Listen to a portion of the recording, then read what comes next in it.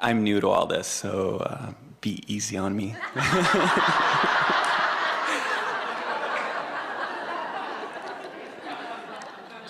We haven't talked too much about soulmates or that kind of idea. I was wondering what you thought about that. Yeah, what is that? Well, very often you'll meet someone and you'll feel an extra resonance with them. And we've noticed, and this surprises people when they hear it from us for the first time, that it is as likely for your soulmate to be someone who just gives you that warm, fuzzy feeling that you've come home, as it is for you to find the soulmate who just makes you feel livid and angry. Because sometimes your soulmate is already in that place of alignment and sometimes not, or sometimes your soulmate is in alignment and you are not. So depending upon where you are along this emotional scale makes them feel the way they feel to you. And the reason we want you to hear that is that when you really want something, when you're not a vibrational match to it, it feels worse. In other words, a car that's going 100 miles an hour and hits a tree is a bigger problem than a car that goes 5 miles an hour and hits a tree. So your soulmate could feel fabulously to you or awful to you, depending upon where either one of you are in relationship to who you really are. Does that make sense to you?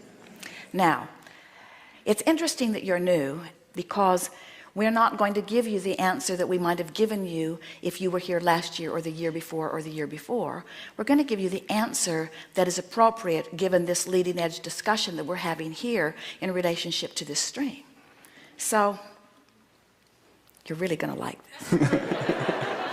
So you come forth as source energy and you bang around in this body and you have experiences which cause you to put things in your vibrational escrow.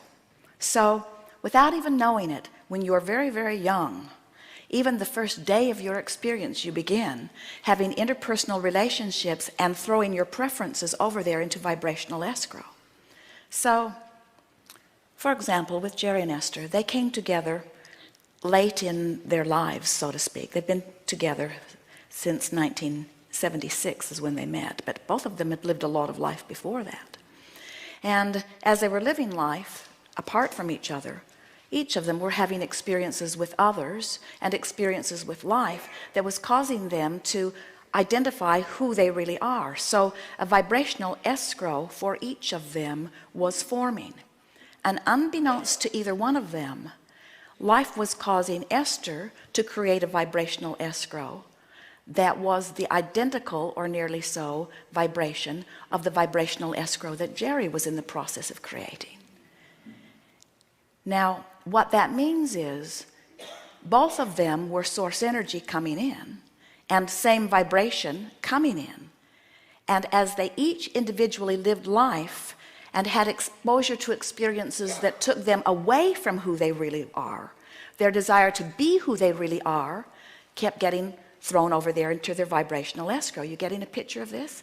So here they are, bipping along through life. You all are doing this individually, while who they really are, who they had each become, was over there being tended by source energy, calling them each to it. And as through different chains of events, each of them began to individually listen and follow their bliss, they ended up in the same place. And when they saw each other, they said, "Hello, do I know you? You feel very familiar. I never want to be away from you again." You see? So think about what a soulmate really is. It's you coming into alignment with that which you are calling soul.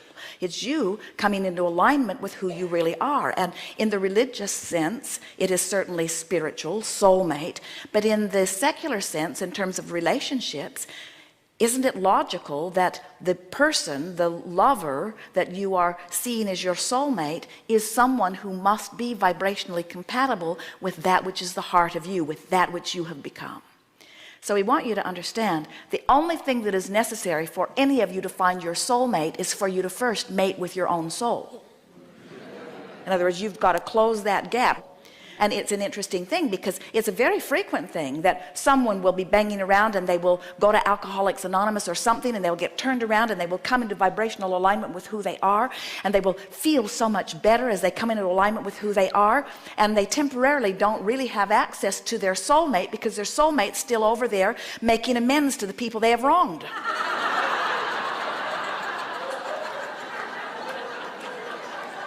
In other words, you can't come into vibrational alignment with someone who's on a different vibrational frequency. And that's why we say sometimes your soulmates feel like the best thing that's ever happened to you, and sometimes they feel like the worst thing that's ever happened to you, depending upon where either one of you are in relationship to who you really are. For a new person, you really ask a leading edge question. Thank you. Did you get it? Yeah. Something more? Well, I also work with children that have disabilities. They have autism, and my biggest question is, I'm trying to understand, you mentioned a little bit about this earlier, but who created the autism or the disease for a child that didn't have a choice? Everyone has a choice, and there are a number of things that we want to give you about this. First and foremost, every one of you who makes the decision to come forth into these physical bodies has full view of the physical body you're coming into before you come. So no one gets trapped in a situation that is different from what they want. No exceptions to that. That's helpful to know. Really a downstream feeling thought, isn't it? Now, there are powerful teachers, especially now, who are coming forth, who have been, from their non-physical vantage point, aware that there are so many humans who have forgotten about vibration and alignment, who are disregarding their own guidance system, who are trying to make their life work by trying to control conditions.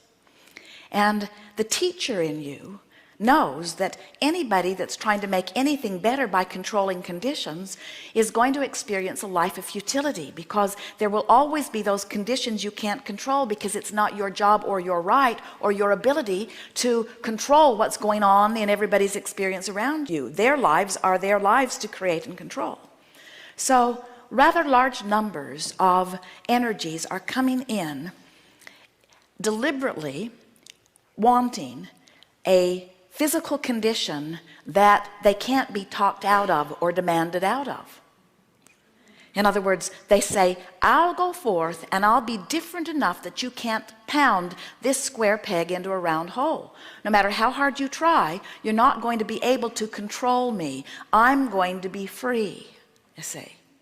So as you interact with them, if you get the wonderful experience of interacting with them when they're not being challenged by a system that's trying to change them. In other words, imagine how frustrating that would be, to be fulfilling your intent from your source perspective and making it all the way into a physical body different enough that people can't control you, and then notice they're still trying to control you.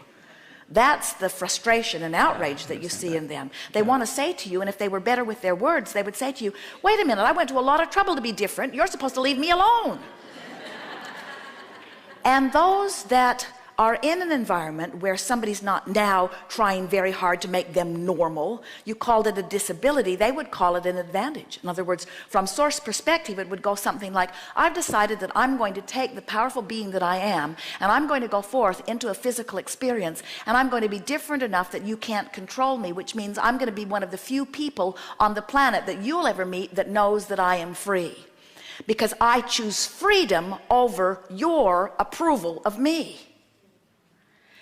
And then the society, who is embarrassed by them or worried about them, is forever trying to, oh, we'll just find one more way that we can bring you to normalcy.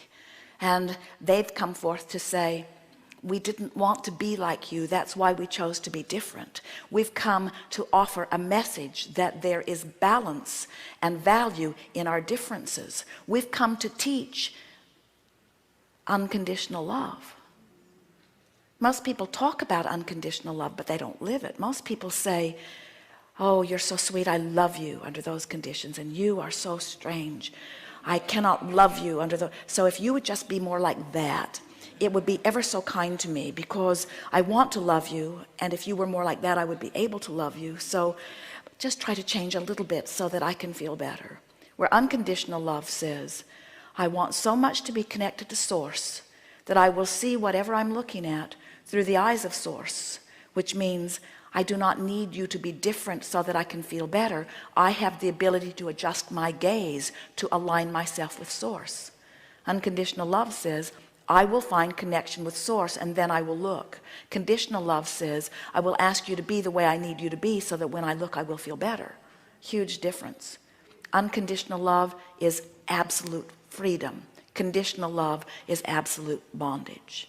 So these blessed beings have come forth as teachers of freedom. And interesting, the most interesting thing of all, they feel free even when you try to control them. It's such an interesting thing. So the autistic child feels free and isn't worried about anything. Have you noticed? Exactly. And the people that are trying to get them to be different so that they can feel better are in absolute bondage. Right. And the child says, I don't know what your problem is. And the teacher or parent says, you're the problem. And the child says, you kind of need to get over that because I can't change. If you're going to interact with me, you've got to discover unconditional love, and when you do, you'll be free like me. And then maybe so many of us won't have to come forth autistically in order to teach this to you. They're having a very good time. Yeah. Watch them up close and feel the joy of their being, and tell them, you need not change a hair for me. Bless you. That's right. Thank you.